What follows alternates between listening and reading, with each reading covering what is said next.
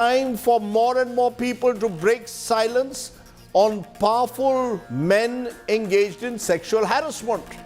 Also, the Supreme Court Collegium has made documents public on why judicial appointments of specific judges have been held up. Is that the way forward? That too on the news today. But first, as always, it's time for the 9 headlines at 9. Wrestling chief Brij Bhushan Sharan Singh digs in his heels, refuses to step down despite the wrestlers' protest entering day 3. BJP MP and wrestling boss says he will not break his silence now till Sunday.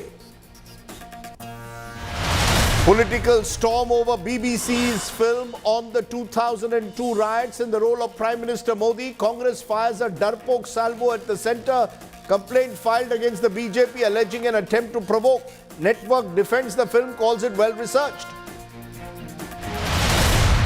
Pfizer CEO evades questions on vaccine efficacy in Davos to a YouTube network. Video triggers a political storm in India. Opposition slams centre for batting for centre slams the opposition for batting for foreign jabs. Farooq Abdullah's big statement at the Bharat Jodo Yatra in Jammu and Kashmir compares Rahul Gandhi now to Adi Shankaracharya, saying he joined Kanyakumari to Jammu and Kashmir. The rift in Rajasthan between Sachin Pilot and Ashok Gehlot continues to grow ahead of a crucial election year. The Chief Minister now calls the Congress MLA the party's coronavirus. Pilot hits back, says you will get respect if you give it. Ex-Madhya Pradesh Chief Minister Kamal Nath caught on camera threatening police officials, says he will return to power in 8 months and take revenge. Shocking hit and drag case from Bengaluru. Man dragged on car's bonnet for over a kilometre following an argument. FIR registered against the woman behind the wheel.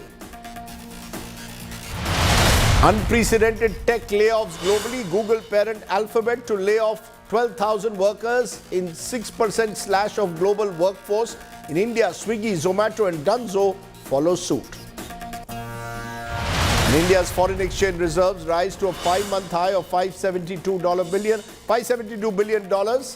Sharp rise due to a positive valuation impact in the face of a weaker US dollar.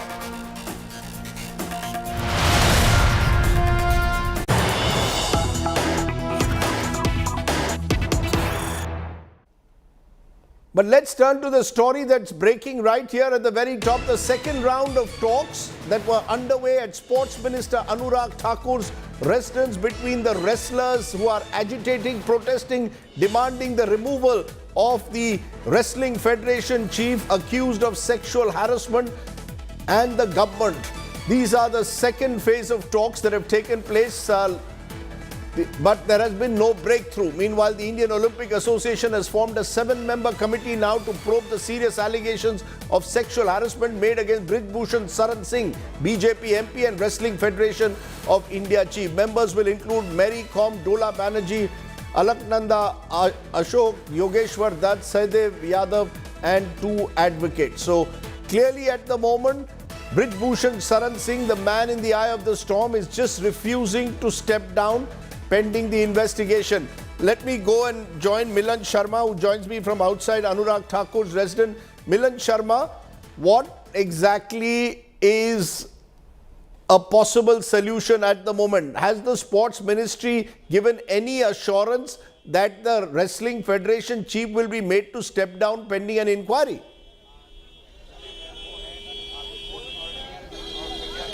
Well, Rajdeep, already a 7-member committee has been formed by the IOA. But the point here is that whether another committee will be formed at this moment to probe the allegations of sexual harassment that have been levelled on Brij Bhushan Singh, and whether he'll be able to step down, because he has now maintained a stoic silence at least till the 22nd is when he says that all things will become clear. But the real question is that whether the wrestlers who are meeting Anurag Thakur Thakur at this moment as his residents are going to agree to this member committee formation, as well as whether the Sports Ministry is going to look at another panel to look at the entire allegation and probe the matter. That is something, if they agree to, and whether they are going to continue their protest tomorrow is going to be a big question, because the wrestlers have said that if the action is not taken from the government side, then they will continue their protest and they will actually get their mats and their equipments and practice at Jantar Mantar,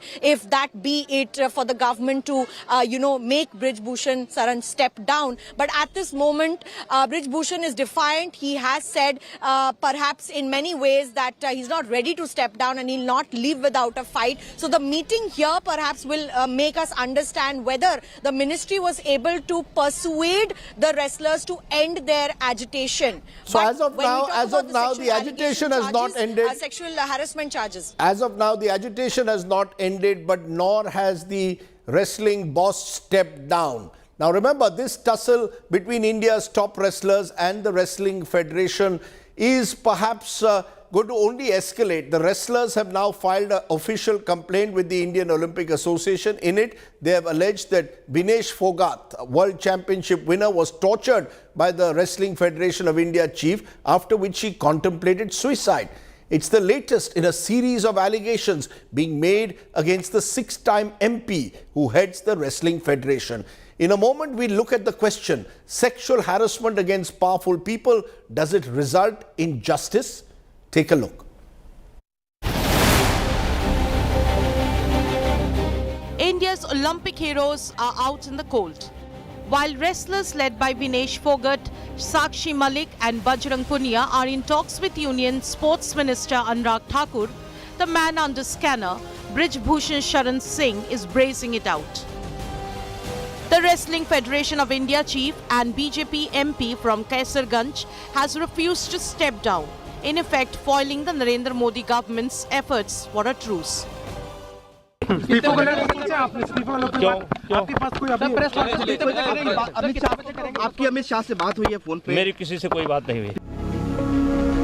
Singh has also rejected grave charges of sexual harassment leveled by the star wrestlers against him and other officials. President sir उसी hotel में रहे जहाँ पे team थी, उसी जहाँ पे लड़कियों के रूम थे, महिला खिलाड़ियों के रूम थे, उन्हीं के रूम के सामने उन्होंने रूम लिया। मेरे को खुद जूनियर खिलाड़ियों ने बताया है कि वो रूम हमेशा अपना ओपन रखते थे, जबकि उनके सामने महिला खिलाड़ियां रहती थी। रुकने की व्यवस्था हम नहीं करते, रुकने की व्यवस्था आयोजक करता है और एक एक देश की टीम को एक एक जगह रुकाता है। ये हमारी व्यवस्था नहीं है। और जिस खिलाड़ी ने आरोप लगाया है कि दरवाजा खुला रहता था, वो खिलाड़ी उस टूर्नामेंट में नहीं थी। The wrestlers claim they will present evidence at an appropriate time. Olympic medalist Bajrang Punia, who is on dharna at Jantar Mantar, has claimed a threat to his life and sought PM Modi's help. खिलाड़ियों को मारने तक की धमकी दे रहे हैं, तो इससे बुरा समय और क्या होगा। हम प्रधानमंत्री जी से, गृह मंत्री जी से और खेल मंत्री जी से यही निवेदन करेंगे आपके माध्यम से कि जल्दी से जल्दी हमारी जो मांगे हैं उनको सुना जाए। Meanwhile, the wrestlers have turned up the heat on the Wrestlers Federation of India further. They have filed a complaint with Indian Olympic Association. In the letter to IOA Chief PT Usha, the athletes claim that several wrestlers have faced sexual harassment. They also alleged that Vinesh Phogat was tortured and harassed by the Wrestling Federation India chief, after which she contemplated suicide. The protesting wrestlers also demanded the Wrestling Federation be disbanded and a new panel be formed in consultation with them. An IOA committee will probe the charges. Why have those who have been accused of sexual harassment, including senior coaches, not been suspended till a detailed inquiry? Why have these serious allegations been ignored, and why did it take some of our biggest wrestling heroes to come out onto the streets for their voices to be heard? India Today will continue asking these questions of the Wrestling Federation of India. With Amit Bharadwaj and Milan Sharma in Delhi, Bureau Report, India Today. So let's raise the big questions. How does one give India's women, not just wrestlers, but others in other professions, the courage to speak out? How does one hold VIPs accused of sexual harassment accountable? Is the system geared for cover-ups? These are some of the questions we'll raise tonight. Kiran Bedi, former IPS officer with us. Jagmati Sangwan, National Vice President, AIDWA, All India Democratic Women's Association, left organization and former Indian volleyball player. Vrinda Grover is advocate at the Supreme Court, and Trisha Shetty is founder, She Says. Let's come to each of you to understand, as women, what do you believe should be done? Kiran Bedi, you first. In a case like this, should the women wrestlers specifically first file an FIR before they go on dharna? What should they be doing to ensure they get justice? Because the charges they are making are very serious. I think they're going through a very immediate process. They've now made a complaint to the Indian Olympic Association, giving them a chance to do justice short of the FIR. And if they feel that they haven't been heard enough, then I think FIR is an ultimate resort. But they're going through a process, and they expect the IOA now to expeditiously give them some finding, some assessment. Would you advise them to go and file an FIR as well, a first information report, given the fact that if these findings are indeed true, they constitute a criminal offence? I think they're giving the IOA a chance. And IOA is an important body, and rather than jumping the gun. But if they don't feel satisfied with the IOA, the option of an FIR is always open. Vrinda Grover, should they be going to court now, filing an FIR, taking the criminal route, given the fact that otherwise they will find themselves caught in what seems to be a political tug-of-war? Rajdeep, I think what we need to understand here is that the reason why these incidents, it's not a one-off incident, the sexual harassment incidents as well as the hostile environment, which they said was happening at the camp which was being held in Lucknow. The reason why this is happening is because sexual harassment, as we know, is an exercise of power, here specifically by people who are going to determine their careers. So FIR is neither a validation of truth, nor does it necessarily change the inequity of power that is happening here. The reason why Vishakha and the POSH Act of 2013 gives an option of an in-house committee and places a lot of statutory responsibility on the head of the organization. Here, the direct allegations are being made at the head of the organization. There is no burden on them. As Ms. Bedi said, they have a right. Would the FIR and would the police suddenly act in a way as though there is no power operating here? The responsibility squarely falls on the state, on the government, and particularly the Wrestling Federation. For starters, there can be no equity. There can be no principle of equity unless this gentleman is asked to step down. And of course, I say gentleman only sarcastically. You're saying principle of equity. You're looking at the power equation. Jagmati Sangwan, as a national vice president of AIDWA, but a former Indian volleyball player, do you see an asymmetry of power? A powerful man who has been the president for 11 years of his federation versus Olympic athletes who brought glory to the nation, but perhaps cannot combat or face a powerful man. Is there an asymmetry of power here, which is part of the problem in cases like this? Yes, absolutely.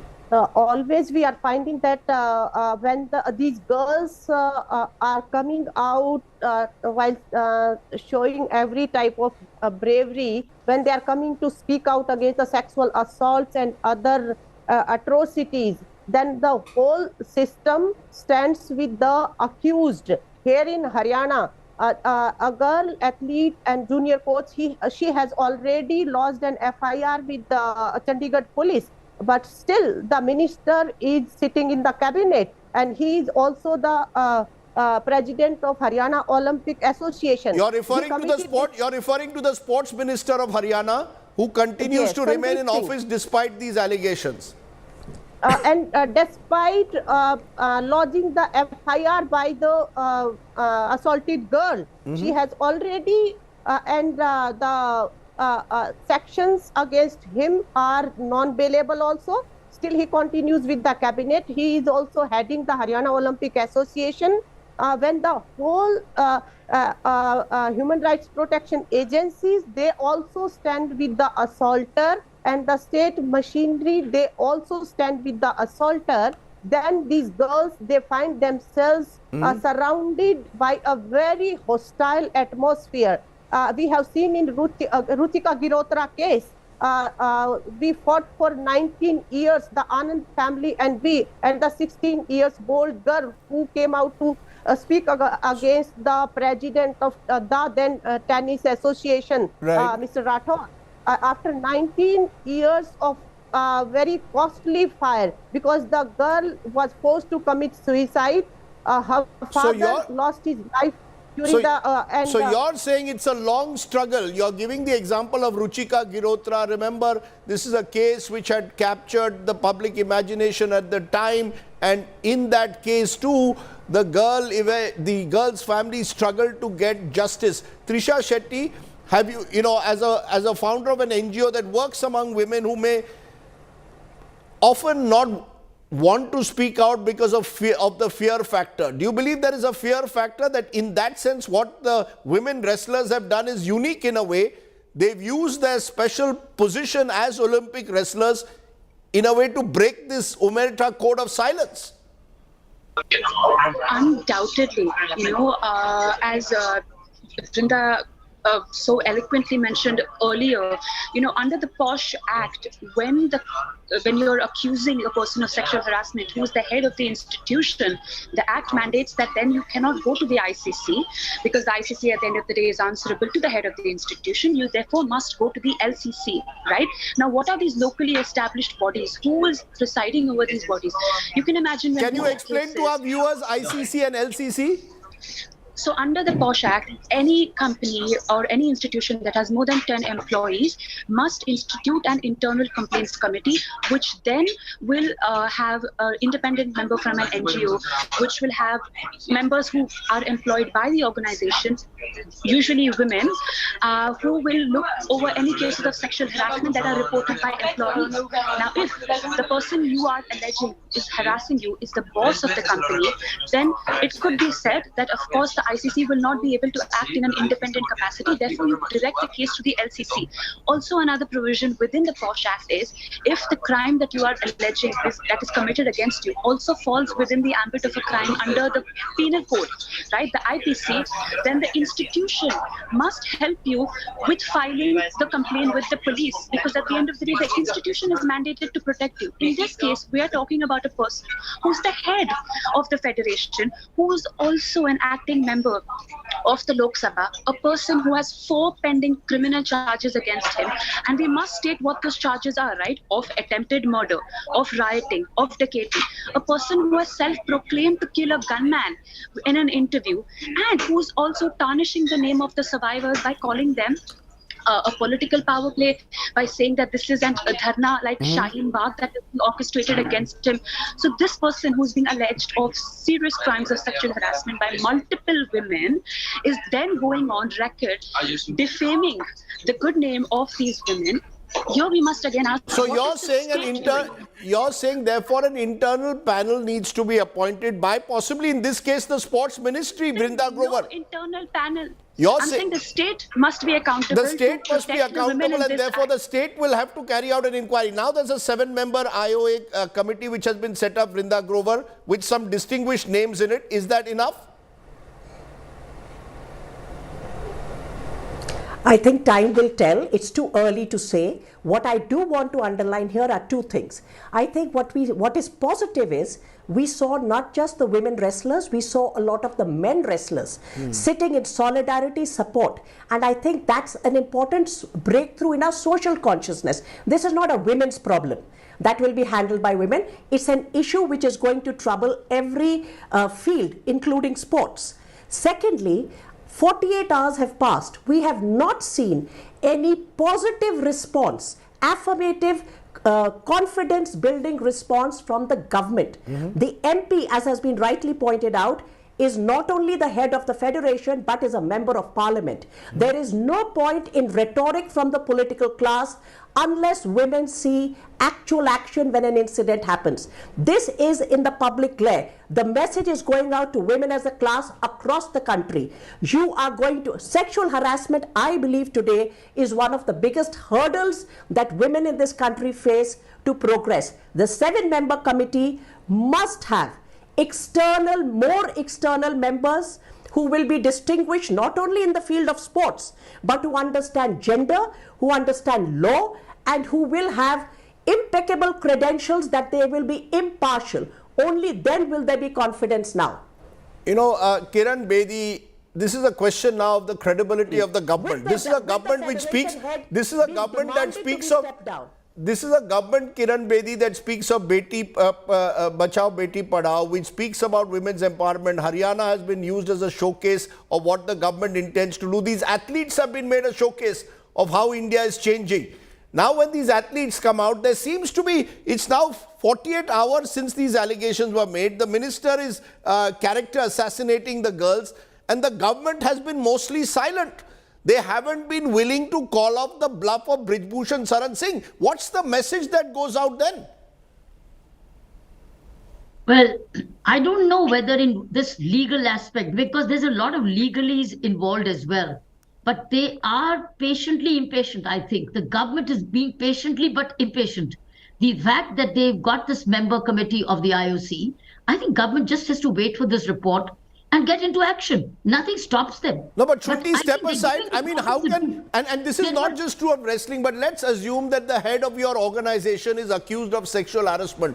As long as he continues in that position of power and influence, no report will be seen as truly objective, Kiran Bedi. So the first thing is he should step aside and then you can have a proper inquiry. But the IOC is not now dependent on this man's presence. I think the IOC, it's pretty well, it's a very but well... Their careers are. But their careers are. Their future in wrestling is still dependent on him. Their careers and future in wrestling I still think we is should give the dependent on members him. a chance. How can this man continue to occupy this office? So you're saying, Brinda Grover is saying he should step aside for any inquiry to be seen as fair. Okay. Well, let Kiran Bedi respond. Do you think, Kiran Bedi, in the first instance, let's assume tomorrow this was not wrestling. This was a top corporate. And the corporate boss is accused by many of his employees and the male employees stand by them with these allegations. Should that individual continue? In many cases, that's the problem. We've seen the individuals brazen it out and use their power to, in a way, silence these voices. That can't, you know, in this case, it's out in the public glare. In other cases, it's hushed up. I think the only thing is this gentleman is very thick-skinned. Had he not been thick-skinned, he wouldn't have gone this far. Why is the government quiet? He cannot hold this position if the government asks him. Government can remove him from that post. This is not his private fiefdom. The Wrestling Federation of India is not his private property. Why should the government, why does the sports minister not ask him to step down? Doesn't the sports minister have that power? As I said, I don't care about his thick skin. What is the government doing is the question. Okay, Kiran Bedi, you want to respond? Should the government, as I said, a government which is claiming Beti Bachao, Beti Padhao, encouraging women athletes, and these are now, you know, Olympic medalists, surely the government should be seen to be standing by them more strongly. I think the government seems to be standing by, but it's giving the process a due. Rather than this gentleman take you to the court and say, these are my powers. I think it's a matter of ethics. This man is very thick-skinned. Absolutely thick-skinned. The Wrestling Federation of India head has not been asked to step down by the government. Okay. The government is supporting him if they don't ask him to step down. They've given him, Brinda Grover, the government issued a statement. Just a minute, ma'am. Brinda Grover, government issued a statement 2 days ago giving him 72 hours to respond. Do you believe that that is 72 hours will end on Sunday or tomorrow evening? Ask him to step down. I'm sorry. He can step down and give as many responses as he wants to. He cannot continue to occupy that office. He needs to be removed from that office if there has to be even a remote possibility of an inquiry. Leave aside a fair inquiry. This is basic equity. I am shocked that people think that the government is giving him a chance. Give the women of this country a chance for once. Okay, you're saying the balance of probability, the women should be in the interest of equity, women should be given the chance to have their voices heard, and he should step aside till then. Jagmati Sangwan, your experience as you gave us of Haryana is that do the men in such cases use their power, the clout, to in a way crush these inquiries or threaten or spread fear? Yes, first of all, they dare to commit such crimes because they are there in the position of power. Secondly, remaining there, they continue to influence the whole investigation process and the procedure of justice. For example, in Haryana, DGP Haryana has constituted a SIT from the side of Sports Minister, not from the side of victim. From the assaulter side, he has constituted a committee to investigate the character so of you're saying the government, you're saying the government is investigating its own. Rajdeep, please give me 1 minute. I want to say that it is not a matter of one individual. The state and these federations are run by the Constitution of India, and every federation has to have a internal complaints committee. In this case, this federation has no internal complaints committee, and the man who is claiming that I'm not going to quit because I have been elected by the people of India. First of all, the people of India don't elect the president of WFI. No, but Ms. Sangwan, when we asked this question, when we asked this question to Brij Bhushan Sharan Singh, he said, no, I have a committee. In fact, Sakshi Malik is part of the committee. She should speak. She should have spoken out earlier. No, there is no such committee. There is some ethics committee. The boss. The IC has no role against the boss. Committee. And if the federation has no internal complaints committee, it can be de-recognized by the IOA. And, so you're saying there is no committee. You're saying the first thing that should have been done was that there should have been a process much earlier, because Vrinda Grover, the point often made is, why have these girls spoken out now? I've often heard this question being asked in the last couple of days. Why did they not speak up earlier? It costs them very high. When they have spoken out now, what has happened? Character assassination. They are being threatened. Backdoor communication. Supporters are being threatened. That is why women don't speak out. They weigh the consequences. They have put their careers, their lives, their reputation, their social status on the line by speaking out. Women don't speak out because the Wrestling Federation of India did not give confidence, because the head himself is implicated here. The atmosphere there did not give confidence. Okay. The responsibility and the onus lies squarely on the Wrestling Federation and now on the Government of India, which is standing by him. Don't forget, Kuldeep Sengar, the MLA, was only removed when the women of this country outraged at this MLA. Now we have a member of parliament and the chair of Wrestling Federation. Okay, you're and the saying government is not removing him yet. In a sense, the more powerful you are, the more likely you are to get away. Trisha Sethi, from your experience of dealing, particularly in the corporate world, do you find that that is true there? This is Wrestling Federation. Can I come in, Rajdeep? Yeah, just a minute, ma'am. Just let Trisha respond. Can I just say there is firstly something to be said about people who enjoy political patronage in our country or occupy seats in parliament, who are also being then duly elected as presidents of sports fraternities, right? Of course, there is a complete abomination of a power circle here.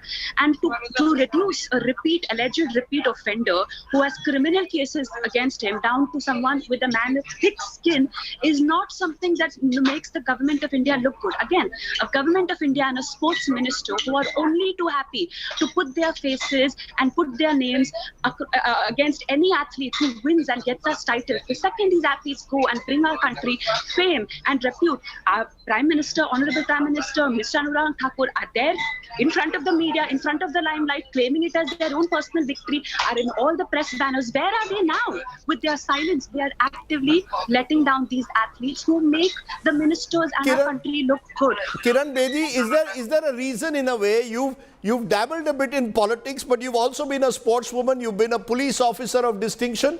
Do you believe it's time for those in power to be trained and educated in a way about what's at stake here, that they need to get some lessons in the way you deal with such situations? They seem to treat it at one level as business as usual is the worry. Well, sometimes I think it's too late to educate these kinds. Too late in the day. These kinds of decencies are too late in the day. We are expecting little too much. Why don't we have better kind of people who will lead these kind of associations? Why not? Why not encourage more sports persons themselves who are active sports persons when they retire? They preferably take charge of the sports associations. That's the real challenge. I think we got not the right kind of people. We got the wrong kind of people leading many, many sports associations. And all of us have gone through and suffered through in our careers. The good news is that here are women who've united for the first time, men and women, and who've spoken, because single voices don't work. Single voices I've seen do not work in sexual harassment. What works in sexual harassment is combined voices, visibility, media support. Well, there's media support, there's visibility in this case, and which is why this case is being tracked by us in the hope that it will shake up a system, a corrupted system where our politicians want to take photo ops with the athletes, but will not give them what they want, the dignity and the respect that they deserve. Photo ops are all very well for politicians to take with winning athletes, but when they are here on the street, they are being paraded up and down to Shastri Bhavan while the MP is sitting in his Gonda fiefdom. Think about it. And I thank all these women for speaking out once again here on the show tonight. Let's turn from there to another issue that is creating waves. The Supreme Court Collegium, remember, yesterday made its communication with the Narendra Modi government on appointment of judges that had been blocked public. The Collegium listed the objections raised by the government, including in the case of one judge of homosexuality, in the other case, social media posts critical of the government. Here are the details, because is this now a new trend that the Supreme Court Collegium will tell us why judges' appointments are being blocked? Take a look. An unprecedented twist in the standoff between the Supreme Court Collegium and the Narendra Modi government over appointment of judges. For the first time ever, the Collegium has put out in public domain reasons for reiterating 5 names along with details of internal communication between the centre and the Collegium.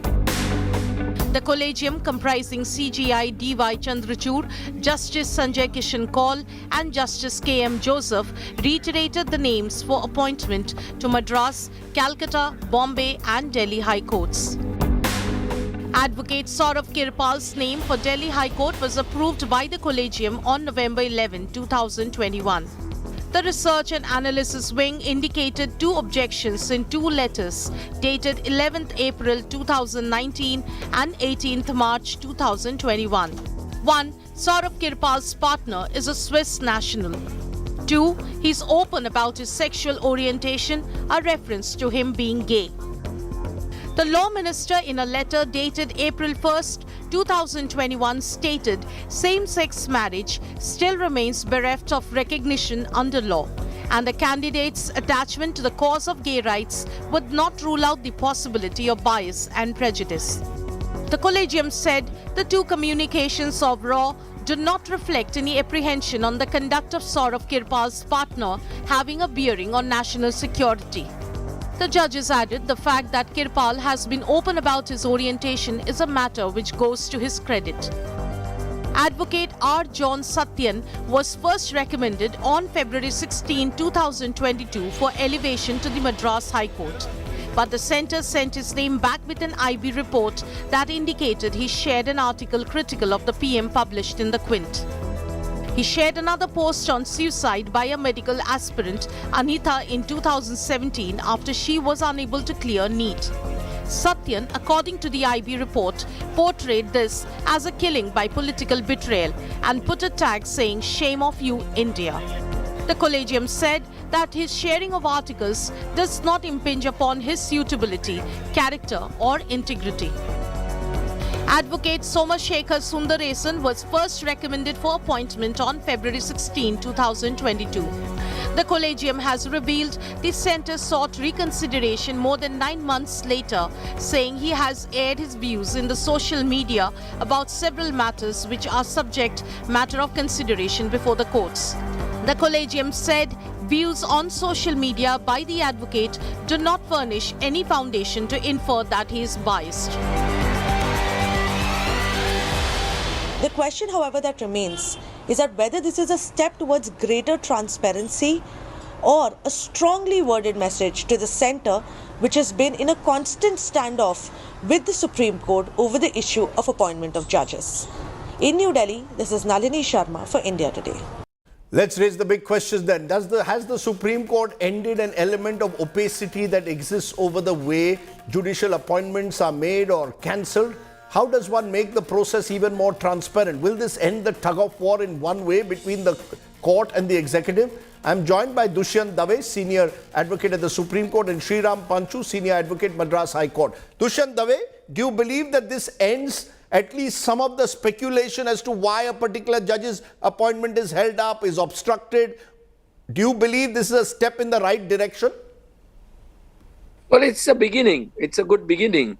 And definitely it's a step in the right direction for the simple reason that it does show as to, completely unjust basis on which the government has been rejecting many of the good, nominees that the collegiums have made.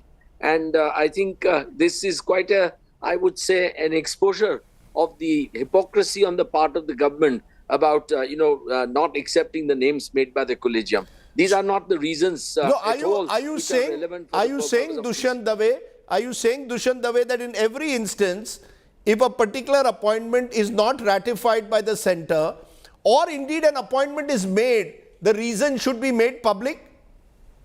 Well, I don't think there is anything wrong. I think it should be made public because ultimately people of India are entitled to know what is the basis on which collegium is selecting candidates, what is the basis on which government is approving or disapproving them.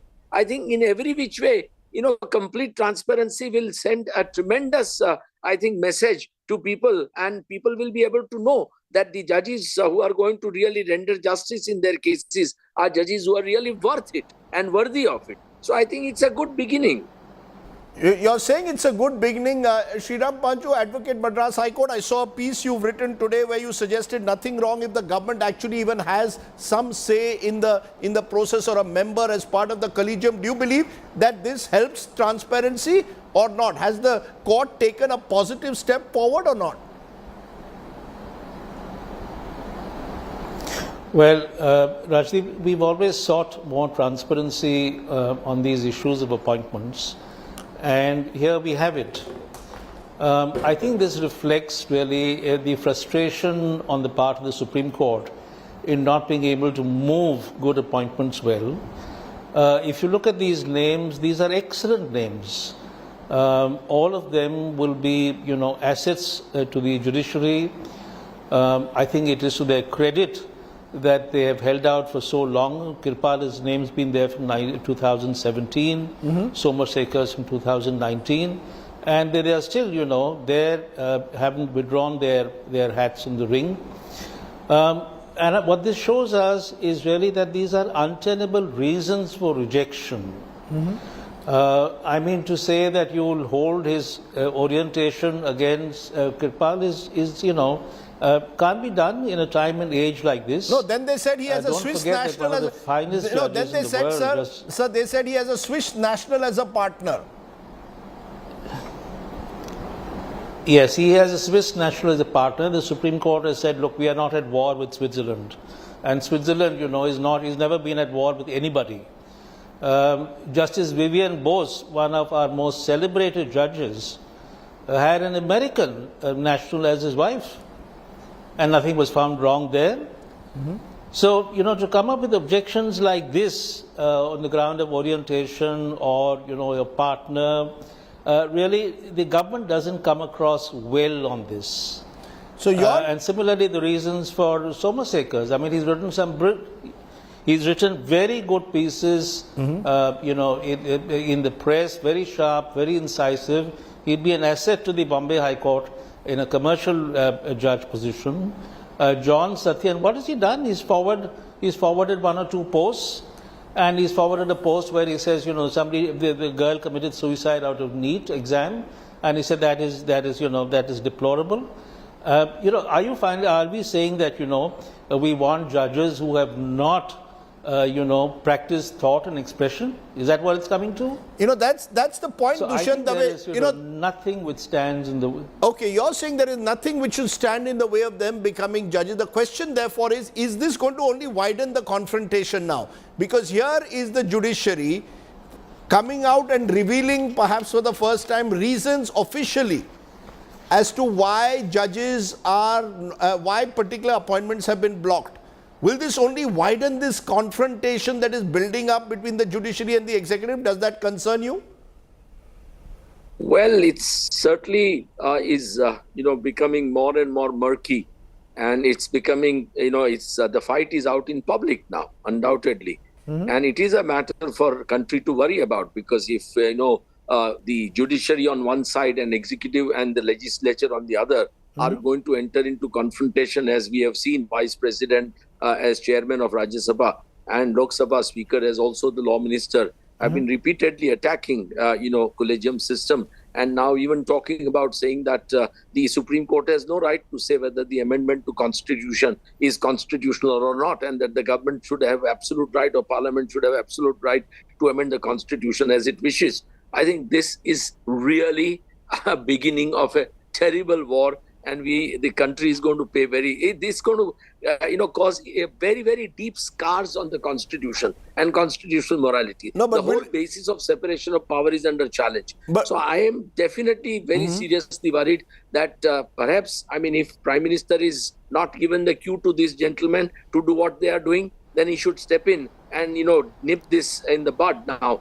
This is the right time. But otherwise, one can definitely, you know, feel that Prime Minister has really egged these people on, and the government as a whole is perhaps interested in this confrontation, so that, you know, the judiciary is constantly kept under threat of, you know, some kind of a scare or fear, or that, government is going to check you all the time. No, but now, Mr. Dave, given the reasons, judges will now think twice before, lawyers will think twice who want to become judges of tweeting or writing articles. Do you fear that this could actually have a chilling effect in a way? And I won't write any more against the government because I can't then become a judge, however good a counsel I am. Well, let's be very honest about it, Rajdeep. It's not that these lawyers will stop doing so because of these revelations. I think in the country and even amongst the legal fraternity, I mean, and Sriram, my dear friend, will vouch for it, that there are today very few lawyers left in the country who are willing to really tweet against the government, speak against the government, write against the government. So I think that stage is long over. There are exceptionally few people who are willing to do so on right basis. I mean, nobody says you must criticize government for the sake of criticism. But everybody, and especially the legal profession, has undoubtedly a duty to really, you know, criticize the government when government makes serious mistakes and, you know, offends the constitution or fundamental rights. So I think, yes, in a sense, every lawyer knows today in the country that if you were critical of the government, perhaps the collegium may not even, I mean, it's first time that collegium has made these recommendations. I have seen over the years that collegium has been also, you know, steering clear of nominating those who have been critical of the government. So collegiums are also not free from doubt in that sense. So therefore, given what I have just heard from Mr. Dave, as a final word, Mr. Panchu, do you believe that, what is the solution? If this is going to now become almost a weekly bruising battle, where one side is sort of almost engaged, one side takes pot shots, the other side then responds, what's the solution? Yeah, so I think that's really the issue over here. It's a larger issue. And I think it just points to the fact that we need a better method for communication and consultation. We can't really have these, you know, these slugfests in public. We can't live with these inordinate delays on the part of the government in responding to collegium recommendations. At the same time, we've always been saying, that the collegium needs to be less opaque and less insular. So this is the piece I've offered today where I've said, maybe the solution is to give government a place on the table. To give government one place on the table with a majority of places being reserved for the judiciary. And when you have the place on the table with the idea that finality is achieved at the table. And when you have that, then government will be forced to come across. You have to be reasonable, when you sit across the table. Government will be forced to come across with reasons for any objection they may have. And that can be, sorted so out. Let me get this clear. They don't have a veto right. Be final. Am I right? They have a say on the table, but they don't have a veto right, is what you're saying. They should not. They should not. Dushyant Dave, you're nodding your head in disagreement. Sorry. Let me say one thing with greatest respect to Sriram, that it is not about representation of the government. The government has suddenly realized that it is not able to really play around with the collegium of the Supreme Court. And that is what is really unnerving the government. The present setup, for 7 years, the government was able to, manage the Chief Justice after Chief Justice. We all seen that. The whole country has seen it. It's not happening today. So I don't think any kind of a representation is going to solve this, as Sriram says. I deeply disagree with my dear friend. So either, we've got two views on that particular issue, but I think either way we are all calling for transparency. I think we are all in our own way saying make the system more transparent. The collegium system also needs to in some way find ways when you appoint a particular individual a judge or a particular appointment is obstructed, tell the country why you've done what you've done. And maybe that's one way of taking this debate forward. For now, Mr. Panchu, Dushyant Dave, always good to have two fine legal voices joining us on the show. Thank you very much. Let's take a break. On the other side is our good news story. It comes from Haldwani in Uttarakhand. You're watching the news today. News without the noise.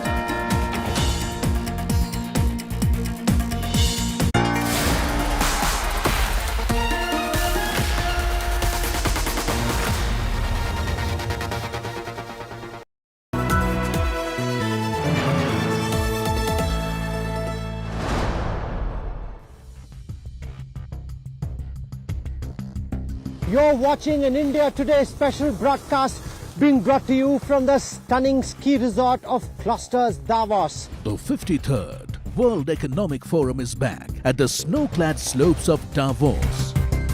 The smartest minds gather to debate the world's biggest challenges: energy crisis, industry headwinds, geopolitical risks, social vulnerabilities. India Today and Business Today are at ground zero to bring you all the action.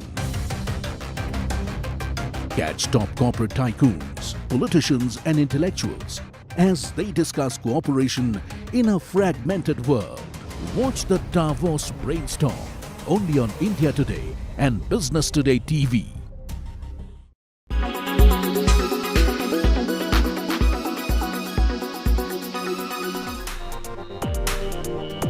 Another good news for Shah Rukh Khan fans, as during the court proceedings at Delhi High Court regarding some changes, the makers of SRK's Pathaan have now revealed the OTT release date of this much anticipated spy thriller.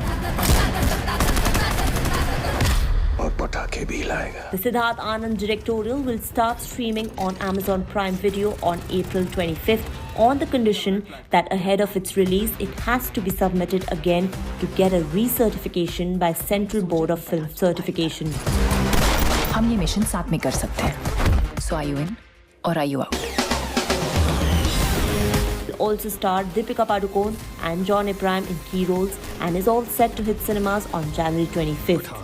Hunt it. एक soldier ये नहीं पूछता देश ने उसके लिए क्या किया, पूछता है वो देश के लिए क्या कर सकता है. Entertainment Bureau, India Today. जय हिंद.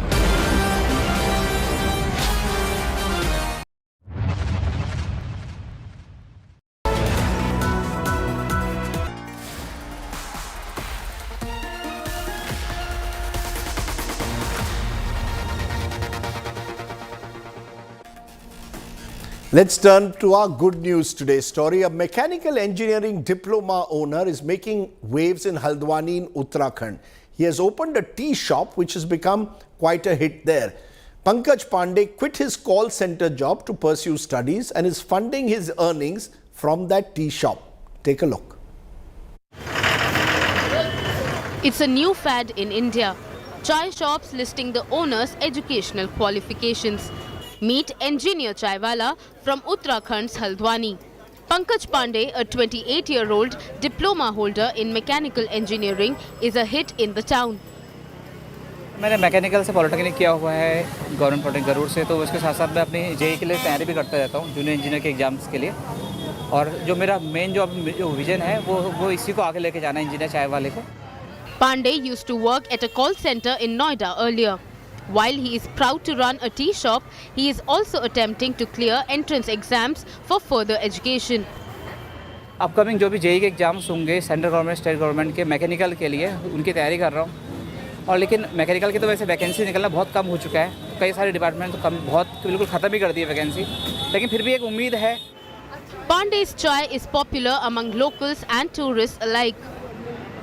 कुछ ना कुछ तो करना ही है, अच्छा कर रखा है उनने, यहाँ पे चाय की दुकान खोल दी है और बहुत बढ़िया चाय अच्छी लग रही है, टेस्ट बहुत है। बेरोजगारी बहुत है सर आजकल, इसलिए भैया ने अपना खोल लगा छोटा मोटा काम, ये बहुत अच्छा चल रहा है। यहाँ पर इनका रेगुलर लगाते हैं सर, सुबह 4 से 9 बजे तक लगाते हैं। Pankaj Pandey opens his tea stall every evening for 2 hours. Bureau Report, India Today. An engineer chaiwala. This is a wonderful country where you'll get all kinds of people.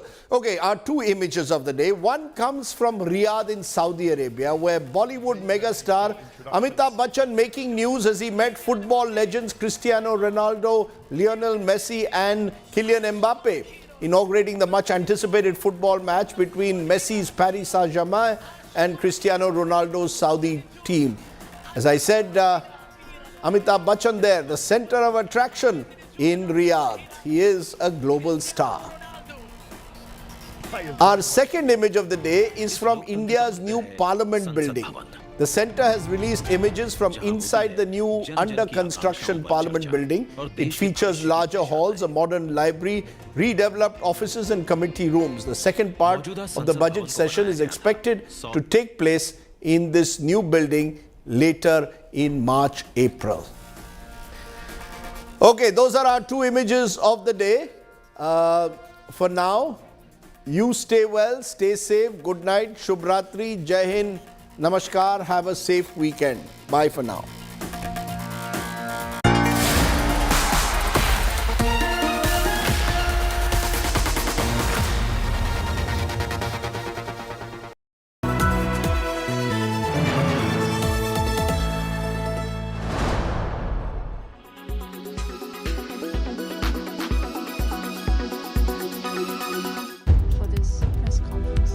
China's National Bureau of Statistics threw a surprise this week.